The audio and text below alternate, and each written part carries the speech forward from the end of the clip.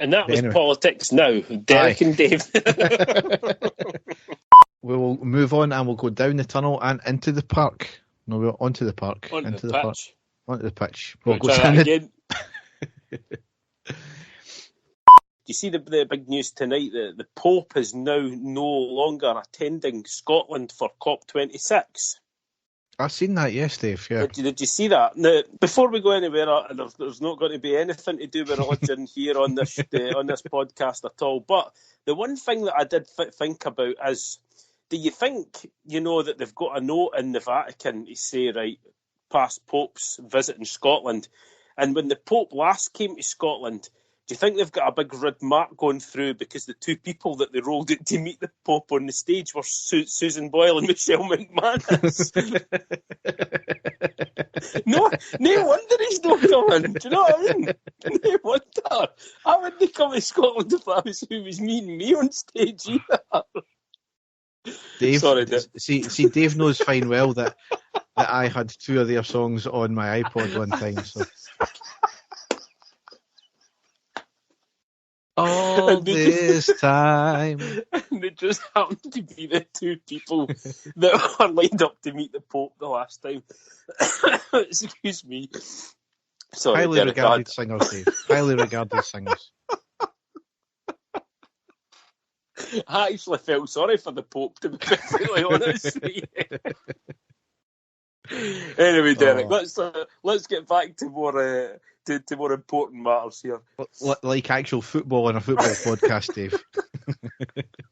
They're getting themselves in a fuddle with it. So, a fuddle, is that even a muddle? word? A muddle. A muddle. A muddle, yeah, fuddle.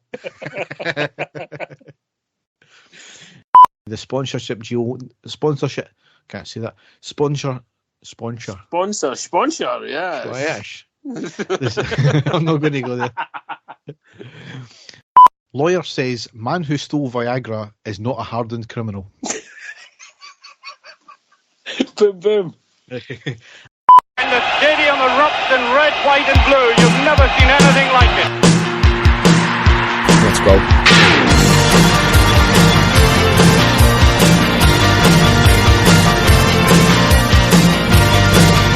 Manchester, brace yourself. Rangers are coming! Hi everyone and welcome to the next episode of the Are You Ready podcast. As ever, I'm your host Derek and with me is my co-host Dave. How are you doing, Dave? I'm much better, Derek. I was a wee bit ill at the start of the week there. I had a bit of man flu, but thankfully I'm feeling a lot better now. And coming in international break this week as well, so we've not even got the Rangers game to look forward to, but we've got a lot to talk about in a couple of big games that we've had over the last few weeks, haven't we? I certainly do, but Dave, don't gloss over the international break because you're getting a nice wee earner there, aren't you? I certainly am. I always said, you know, Derek, we don't talk about international football. You know, I always cheer on Scotland. I've not been to actually pay and watch a Scotland game for a long time, but I have been offered the chance of hospitality for tomorrow, so I'm certainly not going to turn that one down. So I'll go and try and enjoy the occasion. I've not got much hopes in an actual quality performance, a great game of football I'm going to watch, but I'll go and try and I'll go and enjoy the occasion and the day anyway. Going with a good friend, and I'm getting to take my son as well, so I'll look forward to that one, Derek. Dave would slip on shite and still come out smelling of roses. That's me, mate. That's me. Right, yes. So, before I get any more jealous of that one, we'll go down the tunnel and onto the pitch.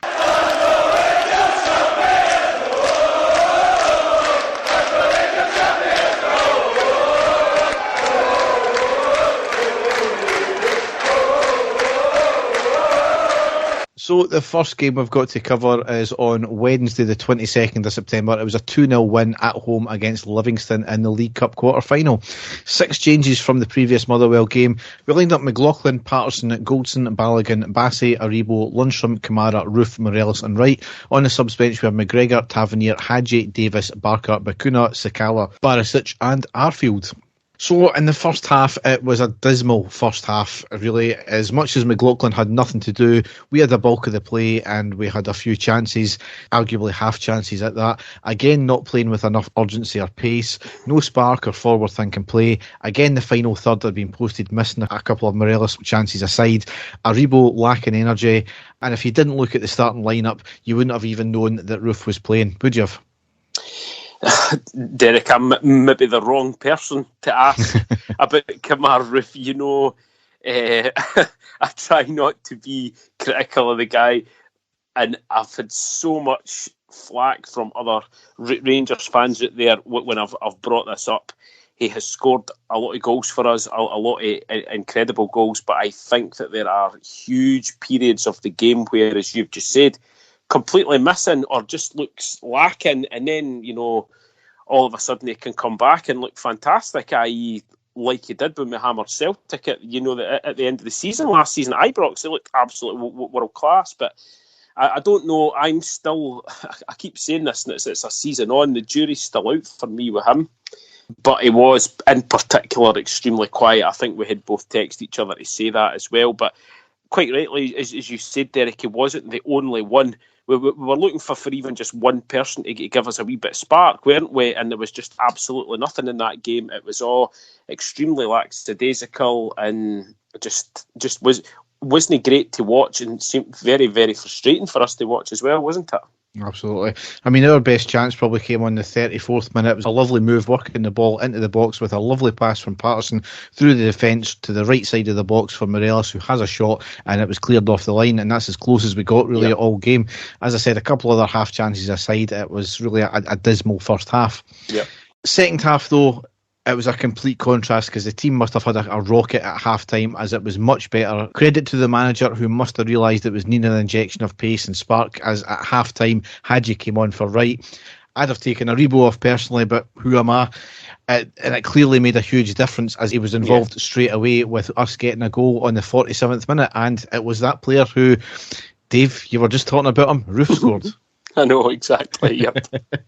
Lundstrom won the ball in midfield, a pass to Morelos on the edge of the box, a quick pass to Roof, who feeds it to Hadji on the right side of the box, gets it to the touchline, holds up the ball, threads it through the tight defence on the deck, and Roof only had to tap it in the net. As much as Roof scored the goal, I think it was Hadji was instrumental in that. Yeah. That vision and the accuracy to get the ball through that packed defence here was outstanding. Yeah, it was. You can see, Derek, I think the boys been desperate to get back in and get back playing as well. We were needing that wee spark. Just like I said, it certainly looked as if he was, was going to get that for us as soon as he came on, because the whole attitude of the team completely changed.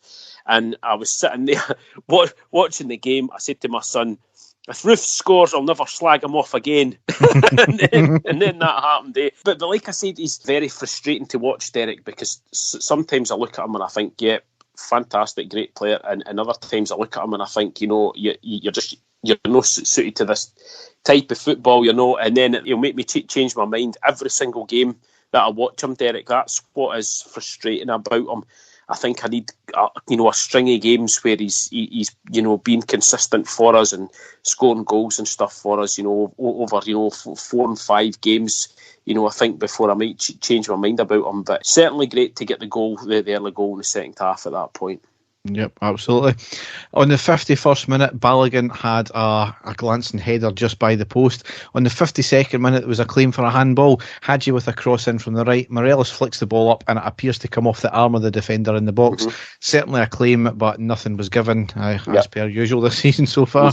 57th minute, Morelos intercepts the ball from a bad pass out from the defender. It was a pass to Roof on the right, who was in space and has a shot from the edge of the box, but the keeper saved. It was a decent effort. I think a lot of people criticise Roof for his finish there. He probably had too much time, but felt it was a decent effort anyway.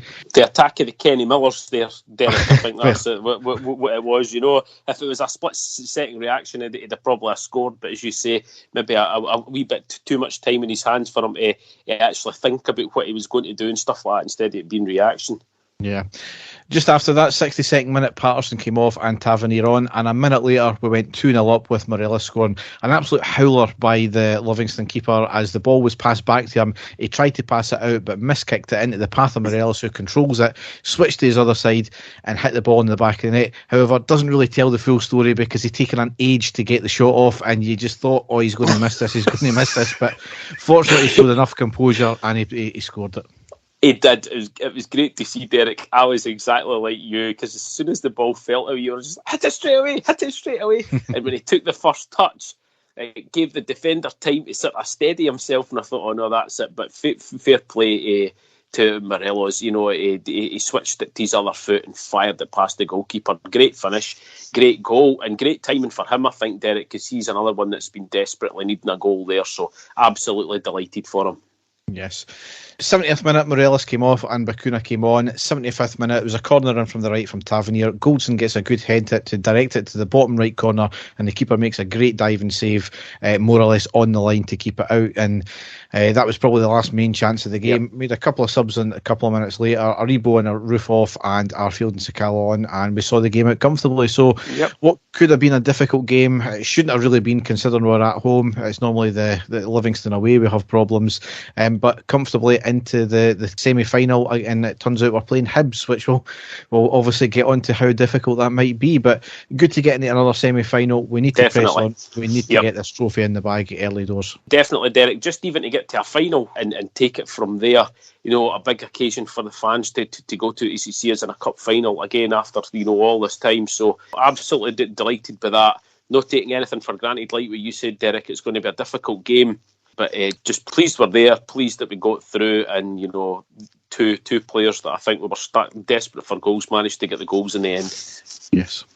So it leads us on to the next game, which was Saturday the 25th of September. It was away against Dundee. It was a 1-0 win, and it was in the Premiership. Controversy, though, before the game, because Lee Griffiths, in Dundee's previous game against St Johnstone, blutered a flare back into the crowd that had been thrown onto the park, not at him, as what some people were trying to claim. He's had a subsequent police charge for reckless endangerment and an SFA charge as well, but it left him free to play against us, quite typically. So you knew he was going to get abuse from minute one, and quite rightly so. There was 2 changes from the Livingston game. Probably the first time this season we've actually made so few changes between games. Yes, it was. Yep, I think that was something that you spoke about in the last pod that we had, Derek. You were looking for some more sort of stability in our starting lineups because I think you were concerned about the vast amount of changes that the gaffer was making for these games. So you got your wish, or just about anyway. Just about, aye. So we lined up Mclaughlin, Tavernier, Goldson, Balogun, Bassey, Lundstrom, Kamara, Aribo, Roof, Hadji and Morelos. On the subs bench were McGregor, Davis, Patterson, Wright, Bacuna, Sakala and Barisic. So the first half, it was a very scrappy and pedestrian performance despite being 1-0 up, having lots of possession, but it's the usual situation when it comes to the final third.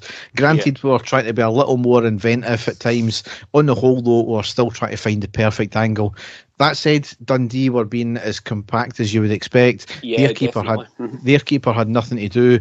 At the back for us, we have been a bit suspect. Had Dundee had a proper striker, then they may have had a couple of goals. Dundee's best chance came on the 13th minute. It was a long ball into our box from the right, a free header from 6 yards out by their attacker into the ground and gathered by Mclaughlin at the second attempt. Was right at Mclaughlin, and to be honest, it would probably go down as a bad miss. But once again, it's another long ball played into the back of your defence. How many times do we need to keep getting caught out with that? Which we'll obviously get into as well. Yes. Our goal, though, was only a few minutes after that. It was on the 17th minute, and it was Aribo scoring. More pressure and possession in the Dundee half. Tavernier gets the ball on the right side, passes on the deck to Morelos in the centre of the edge of the box. A lovely first-time dink by Morelos to Aribo, who gets the ball in the box on the right-hand side, and Aribo passes it into the back of the net. Just a great all-round goal from the team there. Yeah, it was. And again, a player, Derek, that we spoke about, had a poor game the game before. Aribo, just great for him to get past it, because that's the type of things that we know he can do. He's not just all skill. Aribo has link up play, and some of the finishes that he's done his last season especially, we know that he can do that. So absolutely delighted. As you say, great team goal and a fantastic finish by him, as cool as you like. Yep. Another dangerous chance for Dundee came on the 23rd minute. It was a long free kick by them to our back post, knocked away from the edge of the box, but only finds Griffiths, who has a volley, was going towards the bottom right corner, but a dive and save from McLaughlin. Had it been with a wee bit more pace, then it would have been a lot more dangerous and might have been a goal. After that, there was a couple of saves from the Dundee keeper to put out for the corner, however, nothing too dangerous. And then, surprisingly, on the 30th minute, Griffiths came off and Cummings came on. So I don't know, there was been no talk about him being picked up a knock or anything like that. I know he was getting a hell of a lot of abuse throughout the game, but, that's what he's going to have to put up with when he does the actions on and off the field, isn't it? Yeah, exactly, Derek, exactly. Yeah, and it had to be Jason Cummings that came on for him, didn't it? I know, I thought that as well, which, again, we'll get into in a wee while with what happened to Jason Cummings. So, yeah. So, in the second half, more or less a repeat of the first half, with the difference being Dundee missed a penalty. Again, it looked as if we were treating the game like a training session with no urgency, no inventiveness, a lack of willingness to kill the tie off. We'd done enough to get to the final third.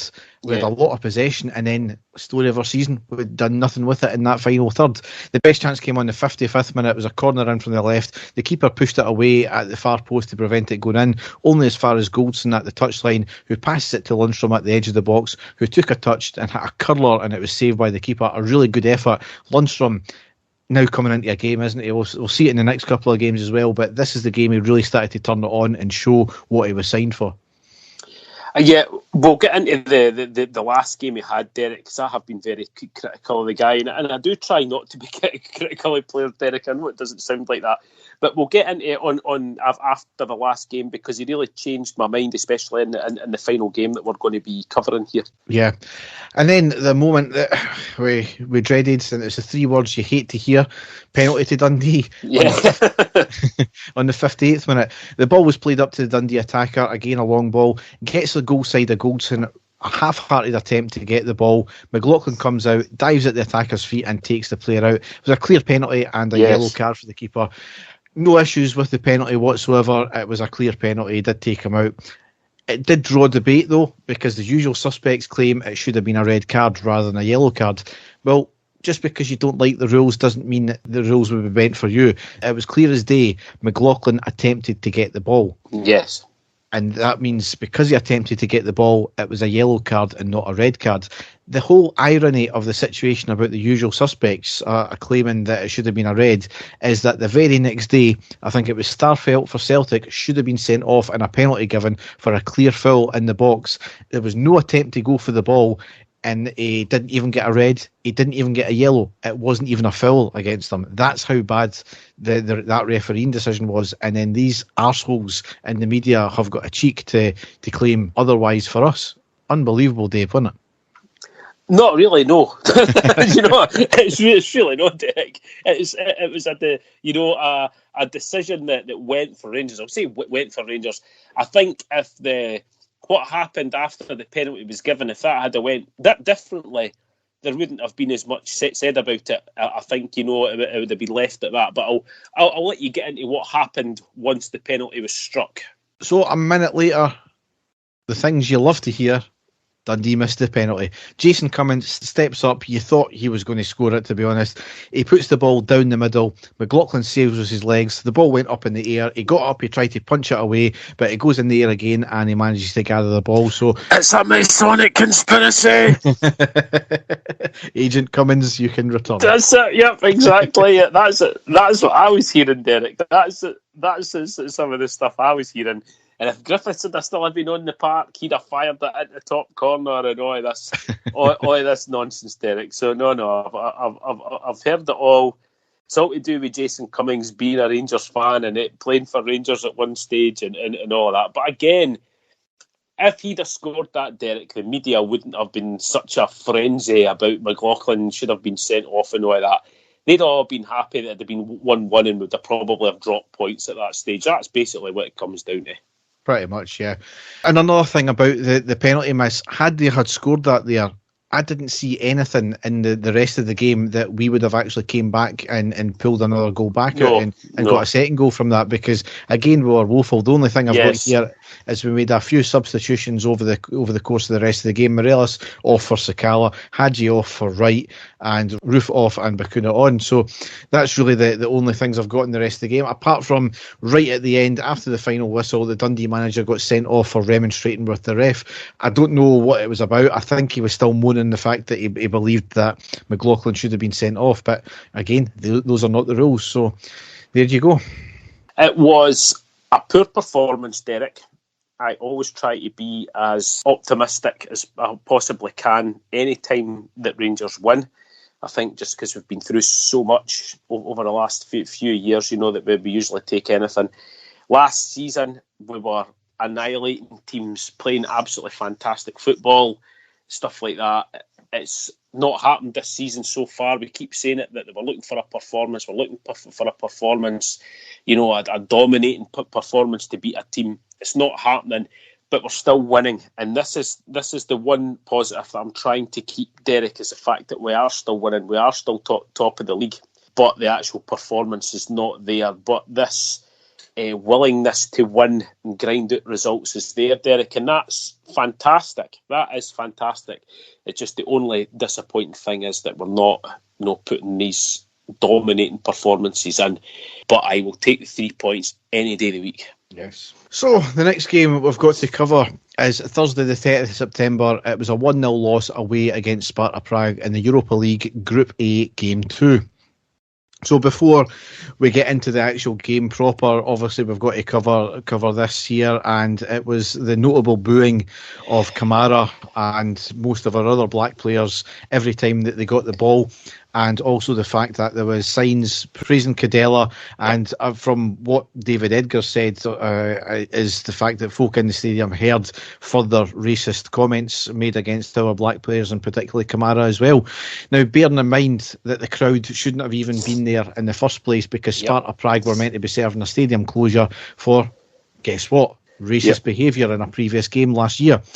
However, UEFA, in their weird wisdom, allowed a group of basically school children, I think it was up to age 14, round about 10,000 into the stadium. Now, it was clear that it was never always going to be just kids, because you would need to have adults there as well. So I don't know how many adults got in on that one there. Obviously, on the back of that, through his lawyer, Amir Anwar, Kamara had to turn his phone off due to the constant racist abuse he was getting after the game as well. But there seems to be a pattern falling here, because I'm going to read a bunch of statements out here from government officials and also Sparta Prague, which is just absolutely mind-boggling how they think that this is justifiable and they can get away with it. But statement from Sparta Prague after the game was, "We contributed to Rangers FC feeling as safe as possible during their stay in the Czech Republic. We were involved in ensuring their protection together with the security forces of the state, and we took steps that went far beyond the standard procedures for organising international matches." Well, for a start, why do you have to do that? Because it's quite clearly that there was going to be issues, I think, there. Yes. It's absolutely unbelievable that after the match we've had to watch innocent children being attacked and face unfounded accusations of racism. Insulting children on the internet and the media is unacceptable, desperate and ridiculous. Our club will proudly defend our children, our future and our pride. Slandering children on the internet is extremely cowardly. We are seeing unprecedented xenophobic statements against the Czech Republic, its citizens and even its children on social medias. You are describing the behaviour of children incorrectly, arrogating to yourself the right to judge or the expression of emotions of a 6-year-old children who have no idea what racism is impertinence. Sadly, we have to read the desperate attacks of lawyer Amir Anwar, who goes beyond what a lawyer should be allowed to do. In the Czech environment, his conduct would have been dealt with by the Bar Association by now. His activism and online bullying should be dealt with by the relevant institution in Scotland. Inciting xenophobic tendencies and verbal attacks on defenceless children are beyond the pale of morality and decorum. Finally, on behalf of the club's board, players, coaches and all staff, we would like to thank the children for a wonderful and unique atmosphere. Thank you. We love you. Where do you start with that, Dave? Quite incredible. The crowd. I mean, I'm laughing, Derek, but I shouldn't be. It is it's like as clear denial as you could possibly get when it was plain for everybody that could hear exactly what was going on. As you say, the signs that there's just that some of them were holding, defending Cadella. We stand with Cadella. Absolutely incredible, Derek. I mean, that is unbelievable. I mean, this has not just come from Rangers fans. This has not just come from Rangers social media. This has come from prominent sportsmen, prominent media journalists, well-respected journalists and sports people, that they heard it and they're condemning it and they know what it's all about. Yes, absolutely. Booing inherently is not racist, and that is not the booing is not the issue.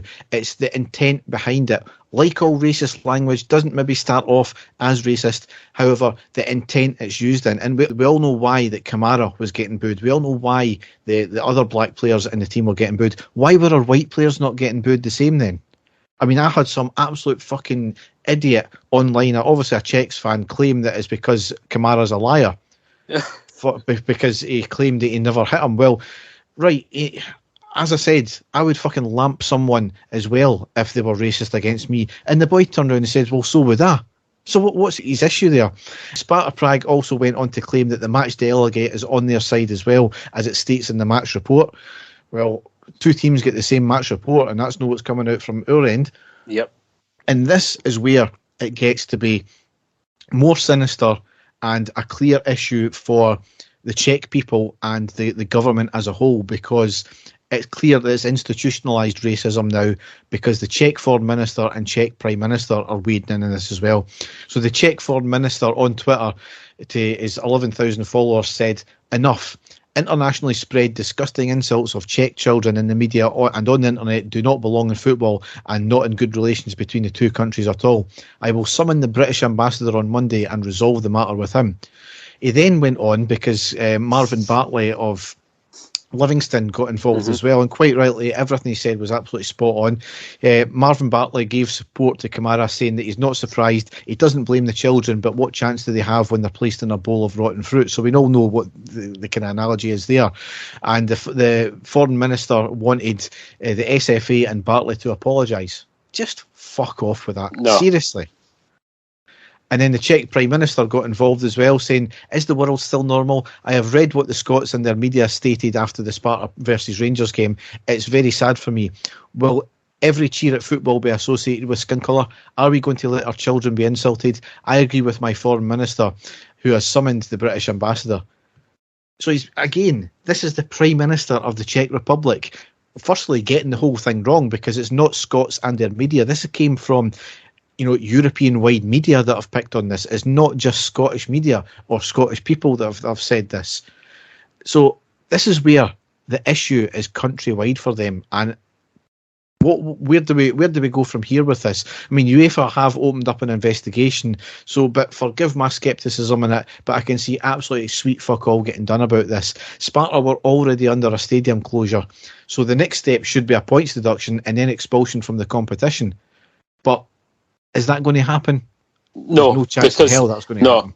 No, absolutely not, Derek. Because look, I mean, I'm not saying that one act of racism is worse than another, but when you look at actually what happened in the match against Slavia Prague, when this all kicked off, we can say what we want about players being banned and stuff like that, but everything that happened after that as well, there was nothing happened there. There was fans got away with it, and it's continued from that game as well. So I won't hold my breath to think that anything's going to happen from there either, because they went out and they banned the player.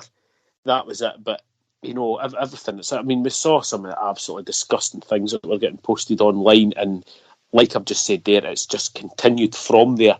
I bet you if you were to go and ask Kamar Roof or Glenn Kamara or any of the other Black Rangers players, are they still getting constant racist things sent to them in social media? I bet you they would all say yes, and it's all, ever since that game, that's when it's really made things boil over. And to go and hear what went on, and as you said, Derek, seeing the signs as well, I mean, that is just... There's no excuse for that. There is no defending that, is there? It's just absolutely disgraceful. I mean, it really is. We got some messages on our feed after I posted the post-match and talking about our colonialism and, you know, how dare you British people lecture anybody else on racism when you invaded other countries. I mean, what the fuck has that got to do with racism in 2021? It's a completely different time.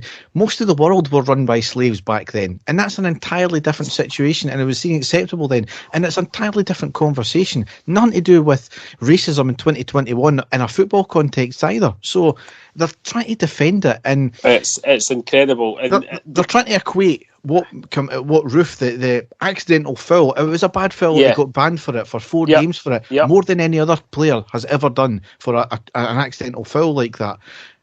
They're trying to equate that to the same as and try to justify the racism by saying, Derek, well, he was a violent person. They were making out that the Roof challenge was worse. Aye. Then what it was, they were making out that is worse. That was what they were coming back. I mean, I got involved in a lot of heated discussions on social media with supporters for the Czech Republic, and not one of them would turn around at any stage except the fact that the racist behaviour happened, and all that they could come back with was it still wasn't as bad as what your thug Roof done to your goalkeeper. And I was absolutely stunned by that, and that's what they were all coming back with. They were making out exactly what you said, accidental collision with a goalkeeper is worse than a player being racially abused on the field. And if that is what they genuinely think is worse, then we're in a lot of trouble, Derek. We really are. I mean, as I said, it leads back to the fact that the only way this will get sorted out is expulsion. But we'll wait and see what UEFA turn out with. I don't expect it very much, and well, it's just going to rumble on as well because they're refusing to do anything about it. However, into the game, we made 5 changes from the game against Dundee there. We lined up McGregor, Tavernier, Balogun, Bassey, Barisic, Bacuna, Davis, Kamara, Aribo, Roof and Sakala. On the subs bench were McLaughlin, McCrory, Hadji, Lundstrom, Patterson, Morelos, Wright, Kelly, Arfield and Mclaughlin. So obviously a bit of troublesome in the back line, wasn't it, Dave? Yes, it was, Derek, and that's a huge blow. And I know there's been a lot of people saying, Golson's not exactly been the player that he was last season, but has any player been as good as they were last season, Derek? Do you know what I mean? I think the guy gets a lot of unfair criticism. I think he's a fantastic player. I think obviously him and Helander are a top-notch pairing at the back. Helander out injured. Then him going out, thankfully we do have Balogun in there, but with him going out, that was really stretched at the back. Meant putting Calvin Bassey back at centre half, which we've never seen him play centre half. I was told by quite a few people, he can play centre half or he can play at left back. We've never seen him play, especially in such a big game, Derek, at such a high level. I was worried about this game when I saw that happening. And as you say, so many changes into the team, especially, I'm not the manager, Derek. A huge change like that in your back four to play a player in there that's not used to playing in there, to suddenly change all the players all round about him as well, completely, as you say, 5 changes. It was it just appeared to me as if we were put. I don't know. I feared the worst because I thought surely he's going to have to stick to the team that played in the last game, regardless how poor we played, just for some familiarity in there with the fact that Bassey's playing at the back. And it wasn't to be. The team was completely changed up, and I'll let you get into what happened next. Yeah. So in the first half, it was largely a performance we've seen all season so far. Started off bright enough in the first 5 minutes with quick one-touch play, and it was quickly replaced by turgid pedestrian play, interspersed with fleeting moments of good play. Sparta had the best chance early on the 10th minute, when it was a quick break by them. Bassey slips in the box, the attacker creates space for himself and shoots just outside the box with a stunning save from McGregor to put the ball out for a corner. On a few occasions we did get forward, it was good one-touch play, but we either ran out of ideas in the final third or the final pass or cross was completely wayward. Our best chance came on the 16th minute, was a corner whipped in from the right by Barisic, knocked away but only back to our player who plays it back to Barisic, who again whips the ball in, and Aribo has a header which was going goal bound, but a header out for another corner. Largely, we matched their play, I would have said. Neither keeper having got a great deal to do. However, Sparta opened the scoring from a set piece on the 29th minute. It was a corner in from the left, near post header off the inside of the post and over the line. And McGregor tried to scoop it out, but he couldn't get there in time. Absolutely criminal marking again. He was, I thought he was touch tight on him, but I don't understand it. Plus, as well, where was the marking on the post? There should have been somebody on the back post there, shouldn't there have? We usually have all that sorted, Derek. It's basic defending for corners, I don't know, for a guy, he's a big guy to find that space just at the last second. Poor marking, just like what you said. And usually there's somebody there just to clear it. We've seen it so many times. That's it. Usually, what Steve Davis does, when he's there, he's on that post to clear the line. But absolutely nothing this time. Really disappointing goal. And as you say, Derek, although we weren't playing well, I wouldn't say that Sparta were, all over us. It was quite level. I wasn't that impressed with the way that they were playing either, and just a really, really bad goal to lose, wasn't it? Absolutely, yeah, just criminal. And I don't know what's happened to our defence this season, but the marking's off. It's almost, and I think I said this in one of the post matches, is it's almost like the unfamiliarity with each other, which would be strange, to be honest, but because they're chopping and changing all the time, it's almost as if they don't know who should be marking who, and they're getting themselves in a muddle over it. So it's something that really, really needs to get sorted out very shortly. However, just after that, on the 38th minute, our injury woes continued because Bakuna came off injured and Hadji came on. So I know part of the issue with chopping and changing the team all the time is because of COVID issues and injuries and stuff. It's just really grating now, and I don't know what's changed. I know we had quite a few injury issues last year, but we've got a bigger squad this year. We've got really a second 11, which seems decimated as well now. So I know it's true what you said, Derek. At the start of the season there, we could basically field at least 3 teams with the amount of players that we had for each position, but it shows you what can happen. Injuries can pile up, very, very quickly, and that's why you need to have a huge squad. And again, a huge blow for us not having Golson in there, because who knows what would have happened if it had been him that they'd been in for the corner, because he's usually so assured when it comes to corners. So a big presence missed for us, Derek, definitely. But at the same time, though, as Goldson's not been at his best form, and I would say neither's the whole team. So none of the team have, no. Yeah, so arguably I wouldn't have said it was as big a loss as what people were making out, but because given the fact that they never had many chances in the game. So again, though, it's a guy who's played the most amount of games, Derek. If you're looking for familiarity, you didn't get much more than a man that's played, every single game. I think this is maybe one of the first games that he's actually missed for us. So that's got to be a huge factor for the rest of the team, because the one thing that they would all know, or always know for the last couple of seasons, is, Goldson's at the back. So no, I think it was a huge deal for us, Derek. I really do. Yeah. Well, anyway, that's how the FAF ended. Obviously looking for a lot more in the second half. As you said, I don't think Sparta were really that great. No. To be honest, they were no better than maybe a mid to top level SPFL team, to be honest, and certainly nowhere near the best team we've played in Europe over the past few years. But anyway, into the second half, absolutely dire. Straight from the kick-off, Sparta looked as if they wanted to kill the game off, and as you would expect, the 45th minute was a quick break up the park by Sparta from a long ball, gets in front of the defence, gets into the box, squares it, the attacker blasts it and hits off the bar and cleared, living dangerously, and again, the long ball outdoes us. Should have been 2-0 really, Derek, at that stage. That was a glaring miss from them.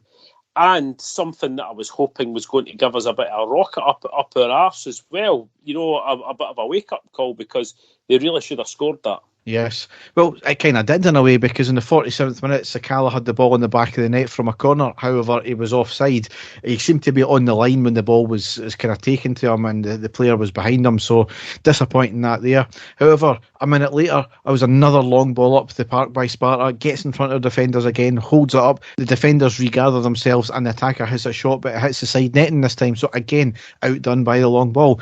56 minutes, Sparta again break down the left side. One pass beats the defence. defence. They hold it up, switches feet on the edge of the box, hits a shot, and a great save by the feet of McGregor. So within 10 minutes of the second half starting, we could have been another 3 goals down. Yep, definitely, yeah. Sakala had a half chance just after that. 66-minute roof off and Morelos on. Hadji had a shot from outside the box in the 72nd minute. It was deflected, but a comfortable save for the keeper. And a moment of controversy because in the 74th minute, Kamara got a red card for his second yellow card offence.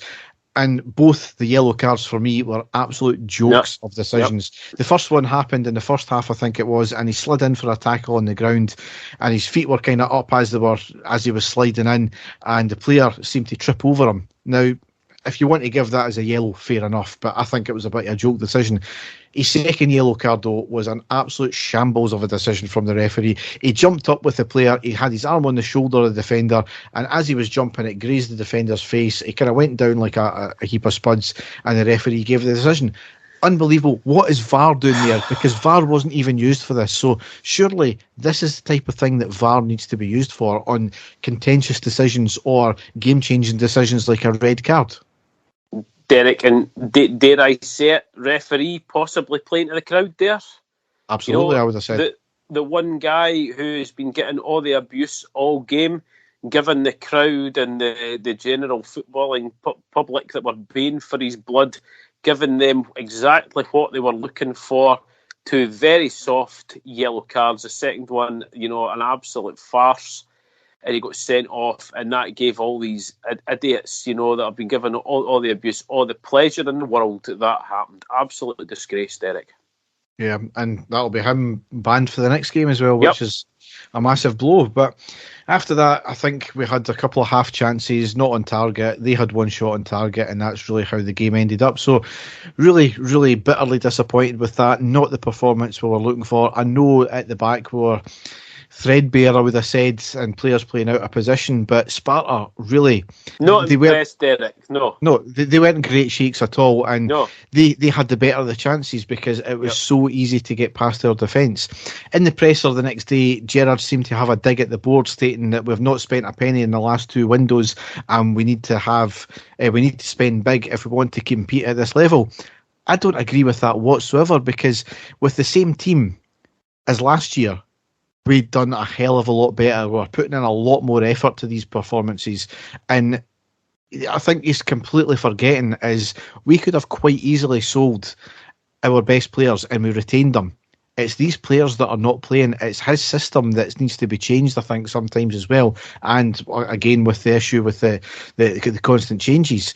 So I don't agree with that at all. And he made another comment, which we'll get into in the news section as well, which I wasn't too happy with either. And it's the start of them biting back when things are not going their own way this season. So I'm not sure I'm concerned about it. I'm not too happy with the way they've acted in this one. I'm thinking about what he said, Gerrard, and I was quite surprised with it because we've never heard him coming away with anything like that before. I think Steven Gerrard knows exactly the financial situation that the club are in. I think he knew that when he came to the club. And I think with the amount of money that has been spent, it's a hell of a lot more than what we would have dreamed of when that we're going to be getting spent on players.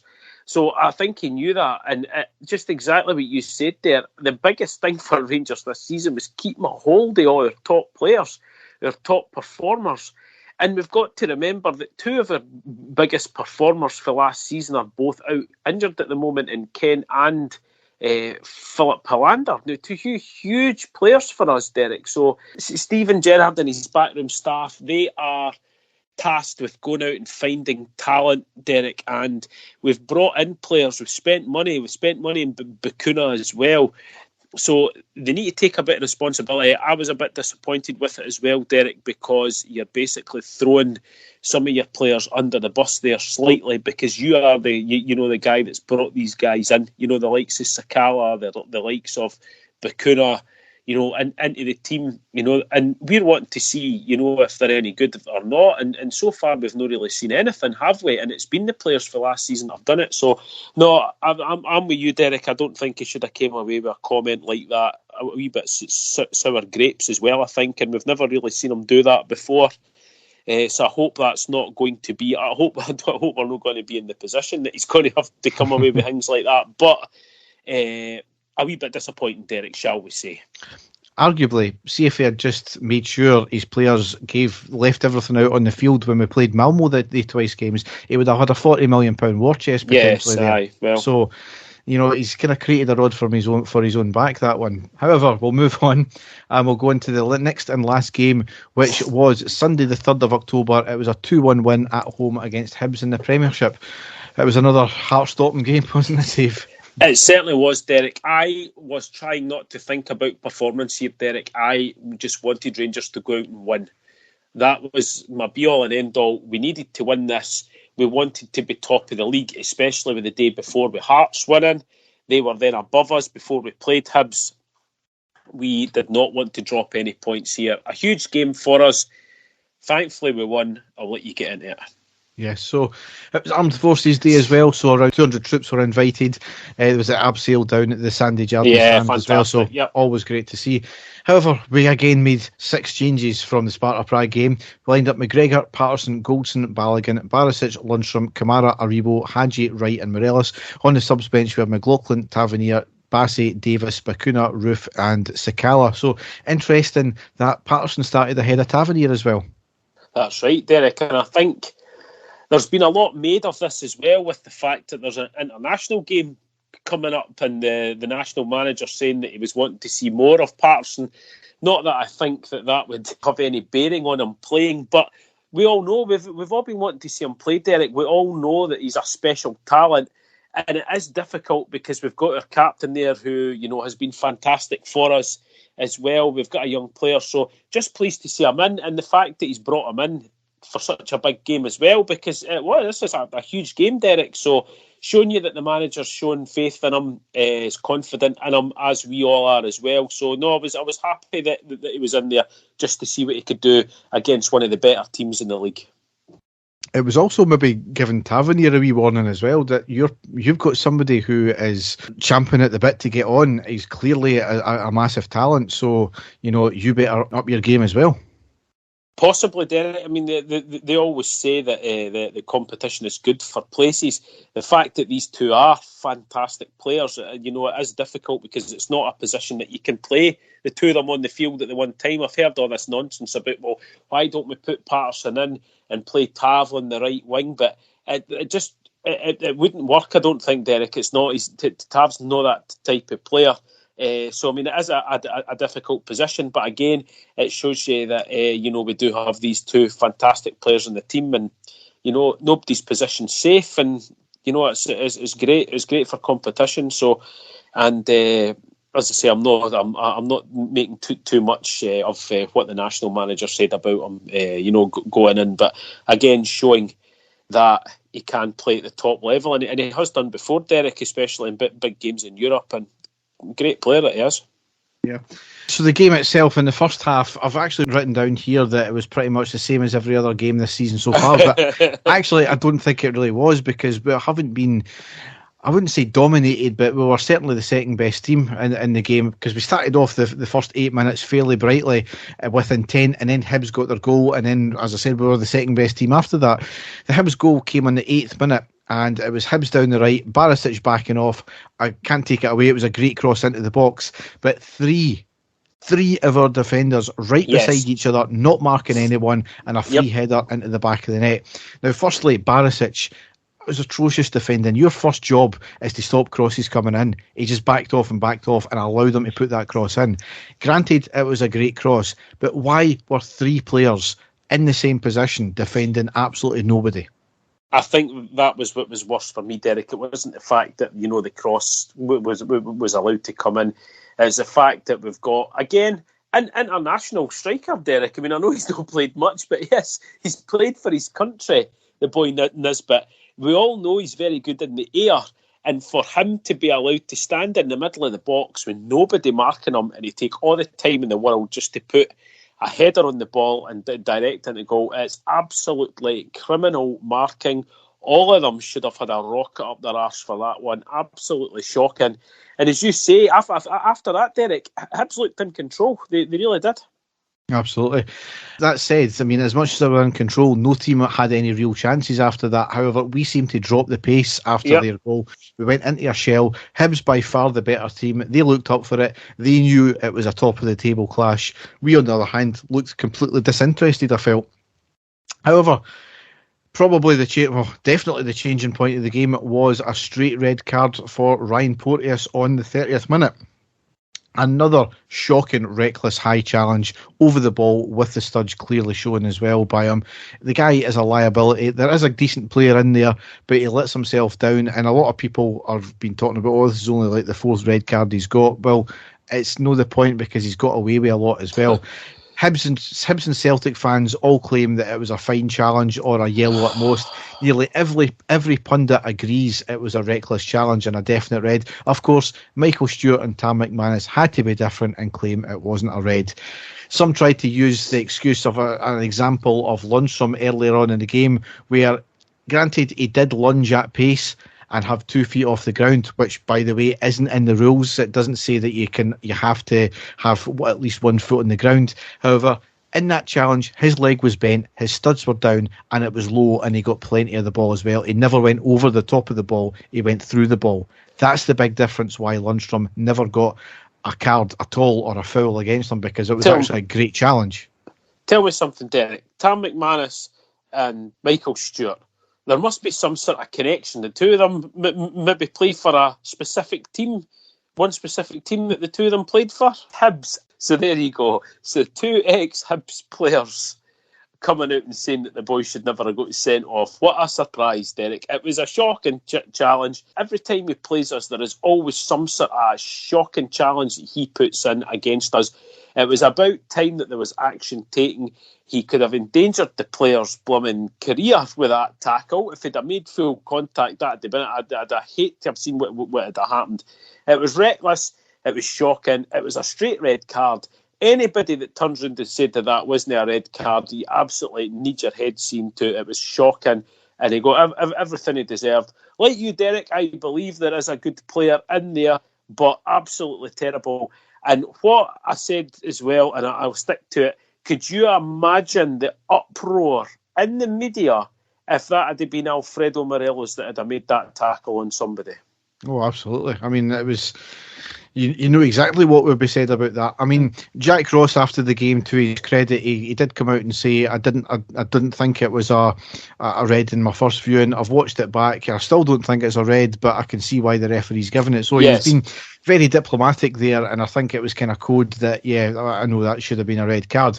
However, incredibly, Hibs did appeal, and despite what Jack Ross said, unsurprisingly, the appeal was thrown out. So for a change, that the SFA got quick off their arse in this one. Yeah. So Hibs taking Scott Allen off to change things, and they made it a wee bit more defensive. And initially they did start to get back into a wee bit more of a rhythm. However, in the last 5 minutes of the half, we were relentless. We had a lot of pressure put on Hibs, corner after corner, shot after shot, but nothing falling sweetly for us. Hibs were getting players in the right positions at the right times and still couldn't force the keeper into a major save. One of the times we didn't actually want half time to come because we were completely on the ascendancy. We needed to show a lot more of what we've seen in the last 5 minutes in the second half. Pretty much like every single game, we've needed to show a lot more in the second half. However, in the second half, a much, much better performance. Wouldn't have been hard, to be honest. It was expected of us as well. However, we still made heavy weather of it, I felt. We had all the possession but struggled to break down that defence. We were going in more direct and through the middle for a change, which was really good to see. However, there were many times when we played ourselves into trouble going that way, and it was clear that the space was wide and we refused to pass there.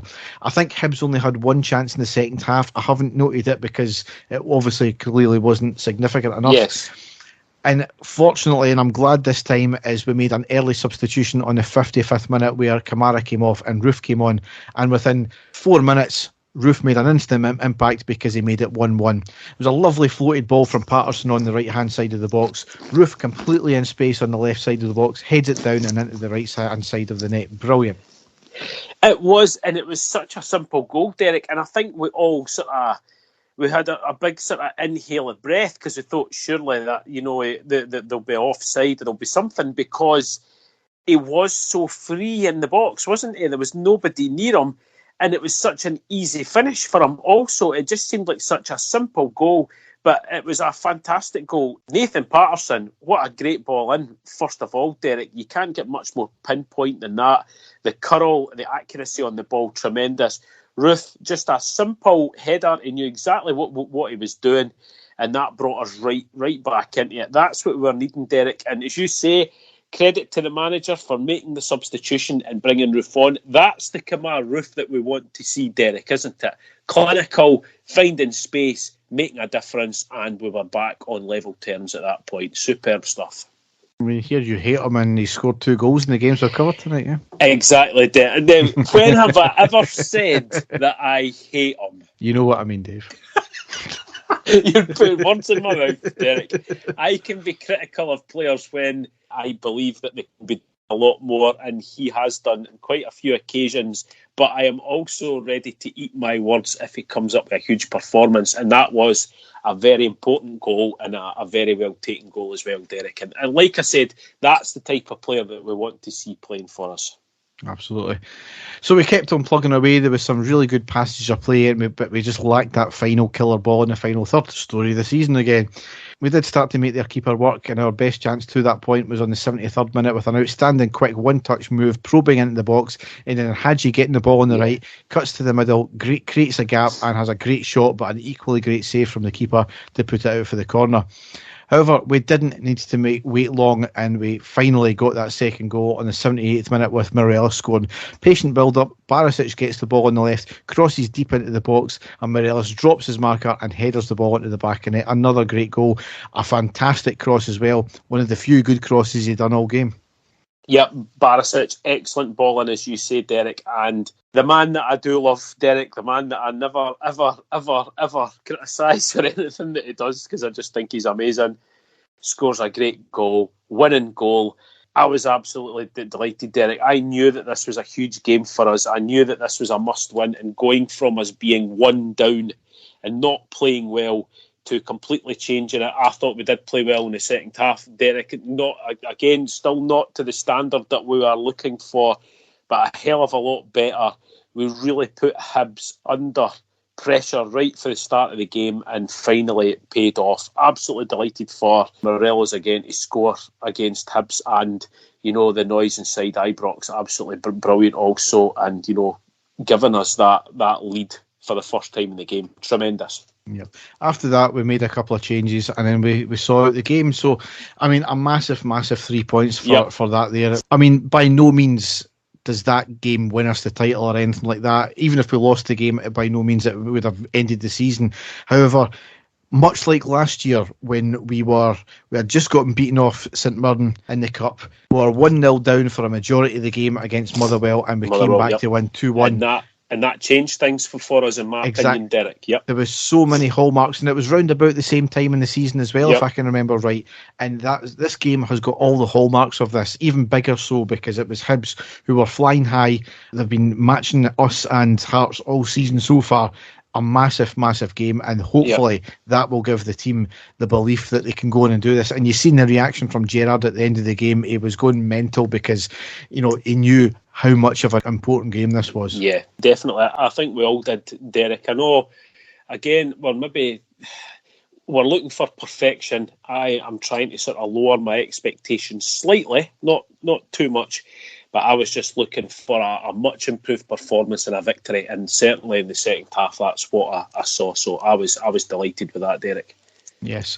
So it leaves us in the league. Played 8, won 6, drawn 1, lost 1, scored 14, conceded 6, goal difference plus 8, and we're on 19 points. 1 point ahead of Hearts just now, 4 ahead of Hibs, 5 ahead of Motherwell and Dundee United, and importantly, 6 ahead of Celtic just now. So a massive gap already. Again, it's, a couple of results either way, it could change it. So by no means is this a defining point. We've not been playing well, largely, but still getting results. Exactly.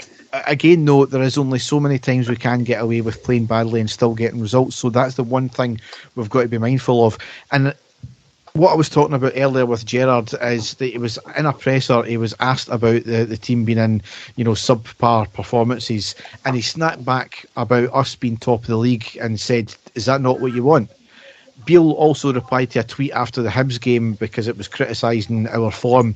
The tweet didn't even tag Beale in. It mentioned him, but it didn't tag him in. And Beale snapped back about the guy should start supporting the team and stop criticising. Again, what I was talking about with Gerrard in respect of the talk about transfer money, I found it very, very petty and unprofessional from the management. I was as surprised as you, Derek, that happened, because usually we sort of pride ourselves on not getting involved with stuff like that. So I was a bit disappointed in that. I am all one for doing the talking on the field and, not having to try and justify things, especially on social media. I don't think there's any need for it, and I was quite disappointed that he felt the need to come out and make that wee comment, I mean, I get there's a whole thing about you need to protect your players in the media, you don't want to criticise your players, and I get, yes, we've not been playing great and we are still top of the league, but as I've said before, there will come a point when we come a cropper with that one. I mean, I think the Motherwell game earlier on this season was a good case in point. By not playing well, not killing teams off. Arguably, you could say we were maybe lucky not to go down in this game. Again, the red card changed the Hibs game. So these certain things that do kind of tot up. I'm not even comparing us to last year, because last year was a complete anomaly, I think. And I think people have got to start realising that that's not the norm. And as much as we always strive to be like that, it's never going to happen every single season. This year in Europe so far, I would say we've been dreadful. And I would say we've only played for 90 minutes once this season, and that was against Celtic. Yeah. So we've got to be mindful the performances haven't been there. I was disappointed with the reactions from the management and on Twitter and in pressers. I don't know, is that a wee bit of pressure starting to show on them now? Possibly. I mean, God, Derek, you put me in a downer now, man. I was feeling quite positive. And I'm thinking to myself, if it wasn't for the fact that Dundee missed the penalty, we would have dropped points there. If it wasn't for the fact that maybe Portis got sent off, we might not have won that game. And there, you put me in a total downer now, man. It's like I said, we cannot judge for last season. Last season, I keep saying it, two of our biggest performers last season are both out for us in Kent and Helander, right? And they are huge misses for us. I don't care what anybody said. Ryan Kent on his day is one of the best players in Scotland, without a shadow of a doubt, attacking players anyway. We miss him. Even when he was playing at the start of the season, Derek, and he wasn't playing well, he was still an outlet. We don't have that at all just now. We have nothing on the left-hand side of attack that's helping us out, and he's trying to find a solution there. He's tried to put players into that left-hand side forward position with loads of different players, and it's not worked. Even when Ryan Kent was in and he wasn't fully fit or he wasn't on form, it was still a better option than what we've been getting there as well. So we haven't been in full flow in our forward areas at all. Alfredo Morelos maybe just coming back into form, which is great. Hadji coming back into form again, which is great. Hopefully Roof as well. But we miss Ryan Kent majorly on the left-hand side. And, of course, a huge miss in defence is Philip Palander, who, in my opinion, is our best defender in the squad. So I am trying to stay positive here, Derek, even although you're making it difficult. But I am hoping when these players come back, we will be able to start getting back to some of the play that we did have last season. We're not. I don't think we've got big expectations, Derek. I don't think we thought it was going to be, just a straight carry on from last season. We do have a lot of players out, but we are looking for that just a wee bit extra. And I feel just even a slight improvement in the team's performances would make a huge difference to the scorelines. I really do. Well, we'll just need to wait and see how it all turns out then. Yeah. So, the games to come, we've got obviously a break with the internationals there. Saturday the 16th of October at home against Hearts in the Premiership. That's a 3 o'clock kick-off. Thursday the 21st of October at home against Brøndby in the Europa League Game 3. That's an 8 o'clock kick-off. Sunday the 24th of October away against St Mirren in the Premiership. That's a midday kick-off. Wednesday, the 27th of October at home against Aberdeen Premiership. That's a 19:45 kick-off. And to round out October, Sunday, the 31st of October, away against Motherwell in the Premiership. And that's another midday kick-off. Yes. So a tight run of games there in the last 5 games there in the last half of October. So a lot to play. I mean, there is a lot to play for. Some huge games there as well, Derek, especially the next league game against Hearts, who are just behind us in the league table. If we can get a victory there, Derek, and open up a gap, that's going to be absolutely massive as well. So next game is massive for us. Here's hope we can get a victory. So now go into the classic match. And there it is. The final whistle's gone. Rangers have won the European Cup Winners' Cup. So Dave, you've got going back to 1987, aren't you? Certainly I'm, Derek. I'm going back to an era of a guy who is my hero, still is one of my heroes, Derek, a guy who I worshipped when I was younger. I was only 12 years old when this game took place, and it was when Super Ali was our superstar of our team. And this game in particular was a game that he set the league goal scoring record. So when I came across it, I was absolutely delighted that I found it. So the Rangers team on this day: Chris Woods, Graham Roberts, Stuart Monroe, Davy McPherson and Terry Butcher. In midfield was Graham Souness, Ian Durrant, Robert Fleck, Ali McCoist up front, with Davy Cooper playing on the wing, along with Derek Ferguson in midfield, the player that I missed out there. Derek Ferguson in midfield alongside Terry Butcher. The Hearts team there as well, some really famous names there that I grew up with, when you think of old Hearts teams. Henry Smith, Whittaker, Sandy Jardine was in there, McDonald, Kenny Black, Sandy Clark, John Robertson, John Cahoon and Foster for Hearts. So, a lot of well-known players playing in that game, international players also in the Hearts team. But the game kicked off, early chance though, Rangers really going for it right for the start of the Graham Souness with a fantastic sort of lob dinked ball to the edge of the box to Robert Fleck. He races in to get at the end of the ball, but a diving save by Henry Smith manages to get the ball away from his feet and out of danger area. A few minutes later, Ali McCoist then receives the ball inside the box. He shoots across the face of the goal and deflects just out for the corner. Really unlucky there. But from that corner on the 10th minute, Rangers took the lead. There's a chance for Roberts. And McCoist thumbs it in. Rangers are in the lead. 10 minutes into the match. And the celebrations begin around the stadium. The goal which these Rangers fans are looking for, Ali McCoist, overjoyed, his 35th of the season and significantly his 31st league goal, breaking a record which has stood for more than 20 years from Jim Forrest. So it came from the corner kick. Now just watch Graham Roberts attack the ball for this header, thundering it in. It's cleared off the line by Kenny Black. But there's McCoist, and Smith couldn't keep it out. It was a corner in from the left-hand side, a bullet header by Graham Roberts. It was a fantastic dive and save from Henry Smith, straight out to Ali McCoist, right in front of goal. And the poacher king is not going to miss for there, and he thundered the ball past Henry Smith into the net to make it his 31st league goal for Rangers in the season, and a new record set at that stage. But it was early in the game, there was still plenty to come. Graham Souness then after that on the edge of his own box, he wins the ball back, and all these players round about him, one turn and the sort of most calmest pass you've ever seen, first touch through ball pass to Ian Durrant, who runs right to the edge of the Hearts box. He slides the ball back to Robert Fleck, across to Ali McCoist. He shoots and it's saved and out for a corner. Fantastic counter-attack started off by that incredible pass for Graham Souness. Then a chance again, Davy Cooper down the left-hand wing. He dances past one defender, crosses the ball into McCoist with a snapshot, but it's cleared by the defender out for a corner.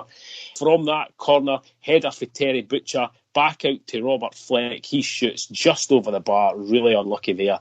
Then a chance for Hearts, one of the few, free kick into the box. Sandy Jardine with a header straight at Chris Woods, thankfully. Then another chance, Ali McCoist down the left wing, cross into the box this time for McCoist to Derek Ferguson. He heads it down for Souness. He hits it on the half volley. Technique was there, but just over the bar. So unlucky there that was the last chance of the first half. So the Rangers really are in control in this one. Ali McCoist breaking the league goal scoring record in the first half there, but second half still to come.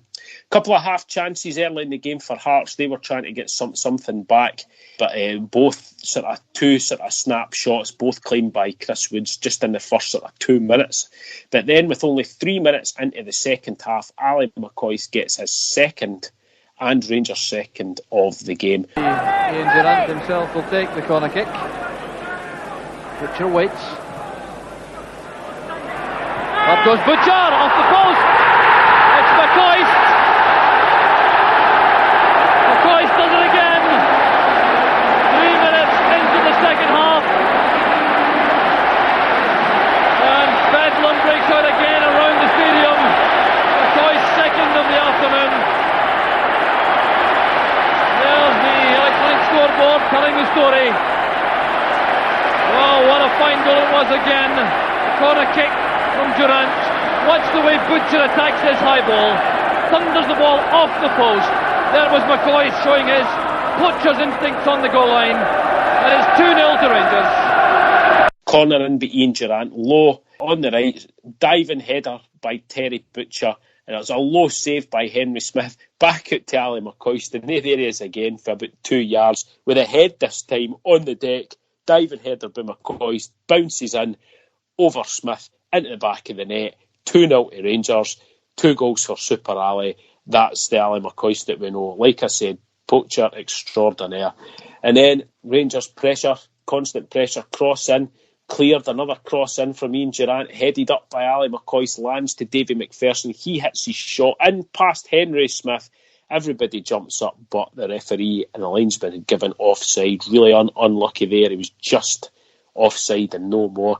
And then Ali McCoist, really unlucky. Another chance because it was Derek Ferguson, a low cross and a diving header again by Ali McCoist. He was pulled. You could see that his shirt was pulled. The linesman had given offside. Really unlucky there not to score his third goal, but denied again, unfortunately. Then another half chance by Hearts, low shot by Robertson, but again straight at Chris Woods, thankfully. And then on the 61st minute, Rangers get the third goal, and who else to get his hat-trick on this special day but Ali McCoist. Black back towards McCoist, challenging Kenny Black. Appeared to strike the right hand of Kenny Black. And a penalty kick has been given, yes. The referee checking with his linesman. It's handball here by Kenny Black. Now there's the indication from referee Alan Ferguson that Black handled the ball. Now I'm sure it'll be Ali McCoist who'll take this, giving him the chance for his second hat-trick of the season. First one against St Mirren at Love Street in February.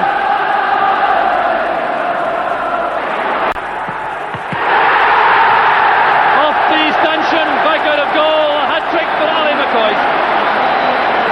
16 minutes into the second half. So what a joy day for Ali McCoist. Robert Fleck gets the ball in the Hearts half, chips the ball through for Ali McCoist. He's in a race with Kenny Black. The ball bounces just as the two of them run into the box. Kenny Black puts his arm out, the ball bounces straight off his arm, clear as day, penalty to Rangers, and who else steps up to take it but Super Ali. He fires it in high into the top corner to get his hat-trick for Rangers, and the 3 goals also for Rangers, winning 3-0. Then right at the end of the game, last chance of the game, chance for Robert Fleck. He latches onto a pass back, fires straight at Smith. The ball jumps up. He hits it on the rebound. Unfortunately, it hits the ball past. He really should have scored with that one. Really unlucky. But the game was well over by that stage. The referee blew the final whistle. And who else to get man of the match but the new all-time league goal scoring record holder, Super Ali McCoist, with the hat-trick. Absolutely fantastic to see this game back. I had forgotten all about it. I was only 12 at the time. That was when I was, Ali McCoist was my hero. Absolutely sensational to watch it back. Some great players then as well.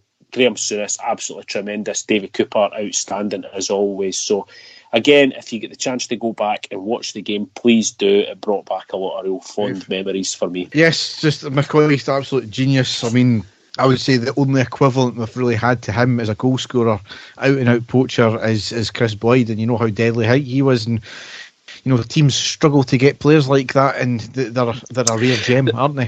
There is, Derek, and you know, McCoy still be a hero. He was instantly recognised. All the Rangers fans all loved him. I think, you know, Boyd didn't really have that sort of personality or that presence on the field. And I think, and I'm not saying for one instance that he is anything as good as Ali McCoist, but going for goal scoring traits and instantly recognisable, having a presence on the pitch, I think the closest that we've got to a player anywhere like him is Alfredo Morelos, considering that Alfredo has broken, you know, he's beaten Ali McCoist's European goal scoring record as well. So I know it's Alfredo Morelos love in any time you speak to Dave, I do realise that, but you know, Ali McCoist, absolutely sensational, greatest goal scorer of all time for Rangers, and that was just a great game to go back and look at, Derek.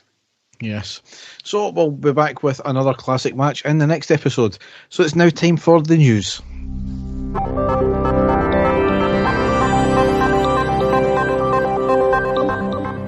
So as ever, a few stories to go on here.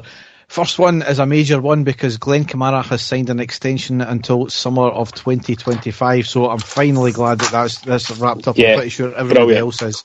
It's just Connor Goldson to sort out now, but only if he gets his arse into gear and starts playing.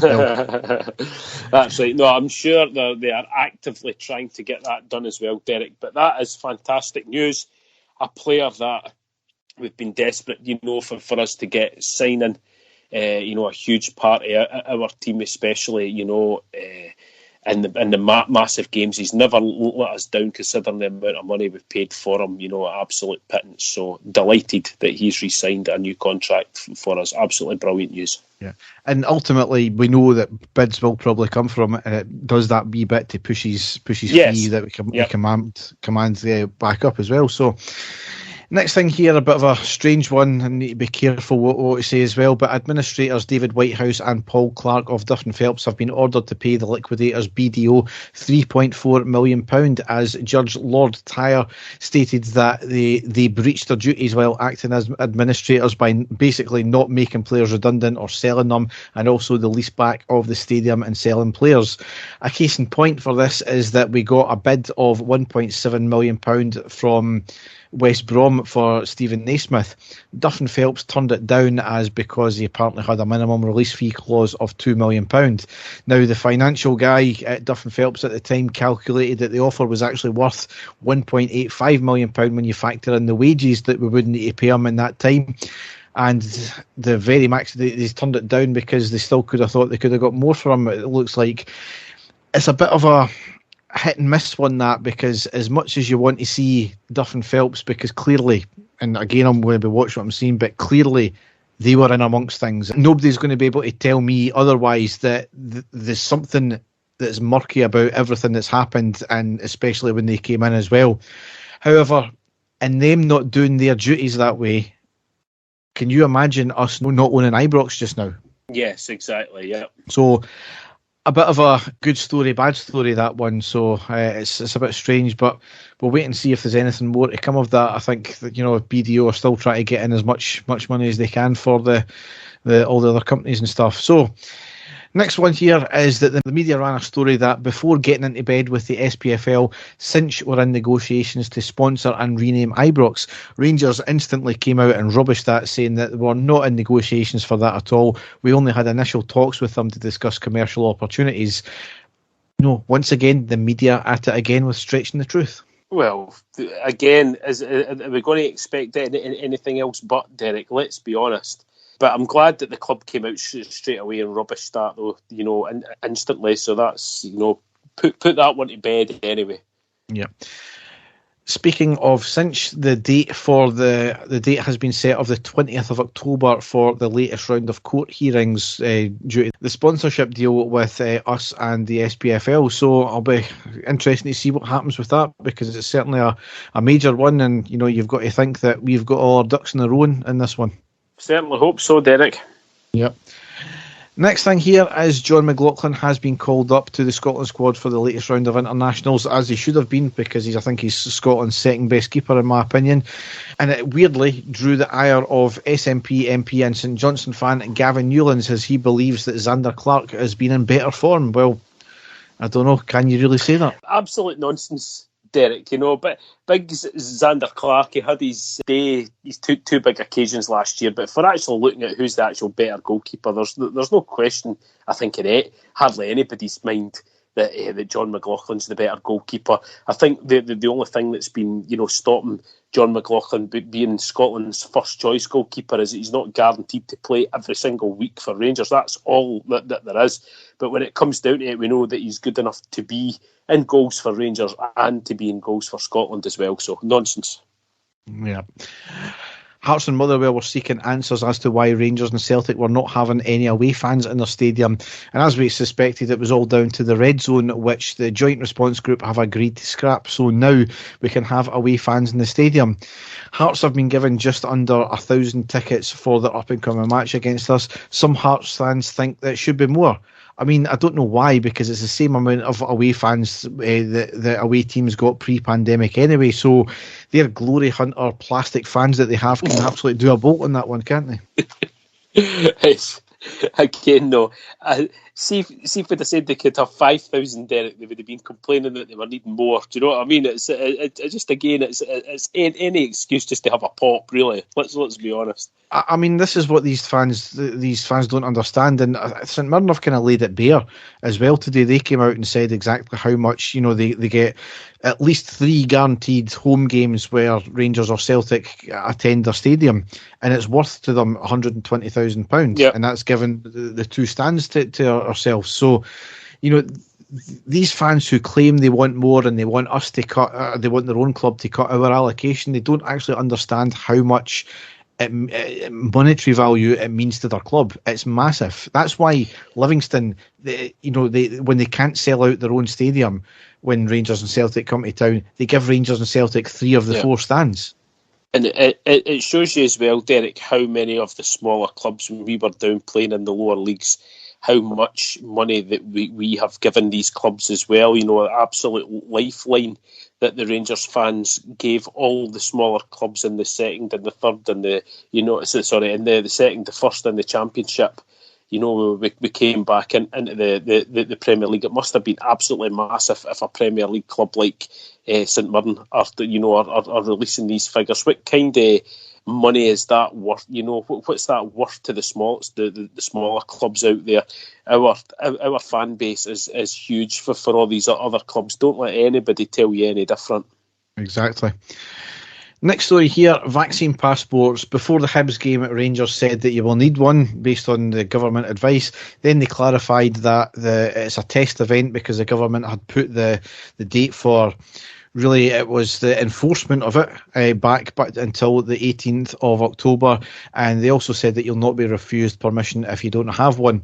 This is where the whole thing gets an absolute joke. Is I was at my first gig last night for the first time in about 2 years. I was at the Hydro to see Genesis, and you were queuing up outside the door, which was fine before the doors opened.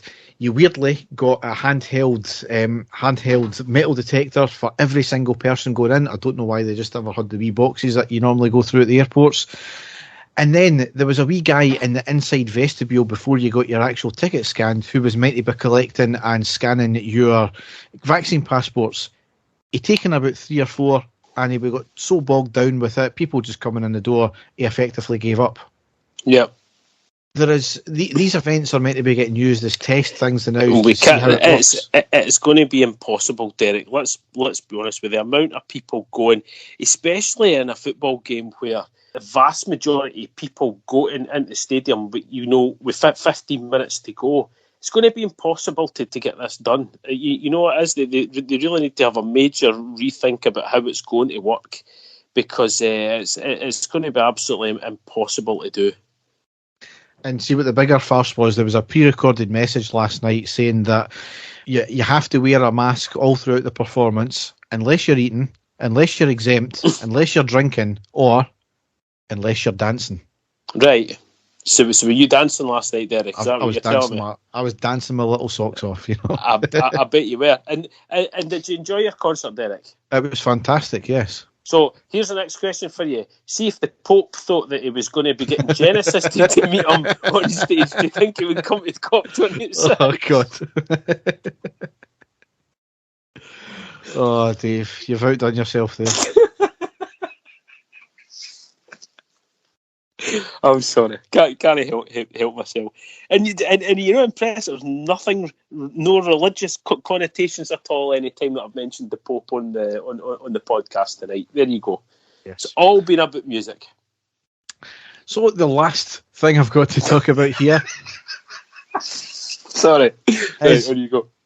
Rangers are going to be holding several fan engagement drop-in sessions aimed at those who don't use social or digital media platforms. Fantastic idea. I think there's a lot of people out there that don't get to know about what Rangers are up to and what they're doing. I'm pretty sure if I ask my dad, who doesn't really take much into do with any of the social media stuff, I'll be amazed if he knows things like Edmundston House and all that kind of thing, to be honest. Mm.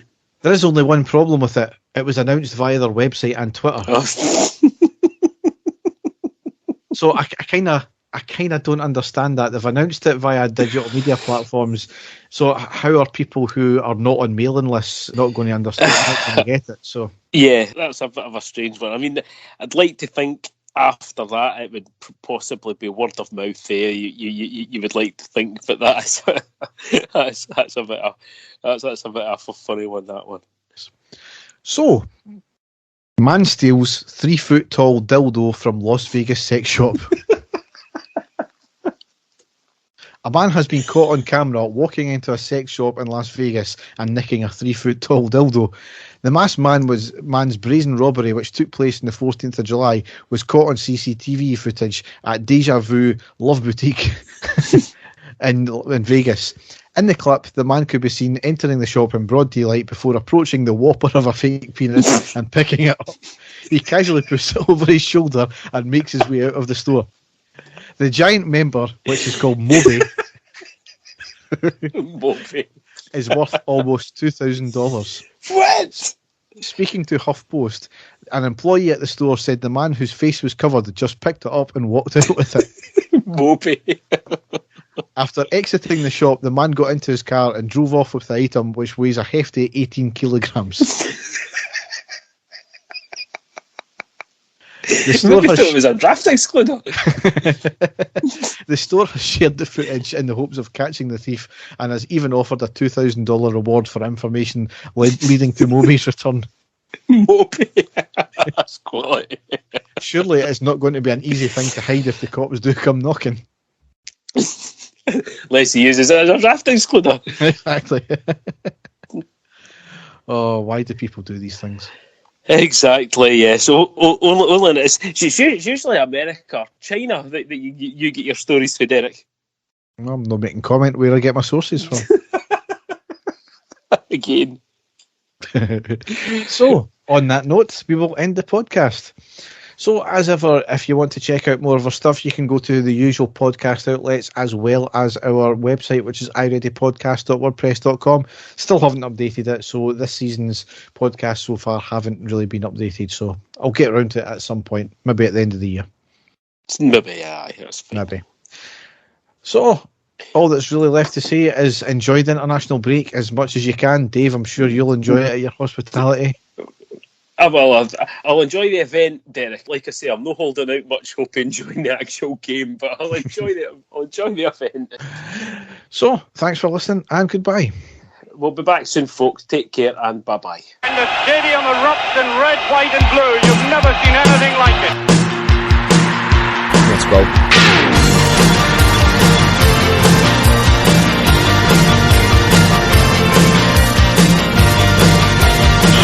Unleash yourself. Rangers are coming!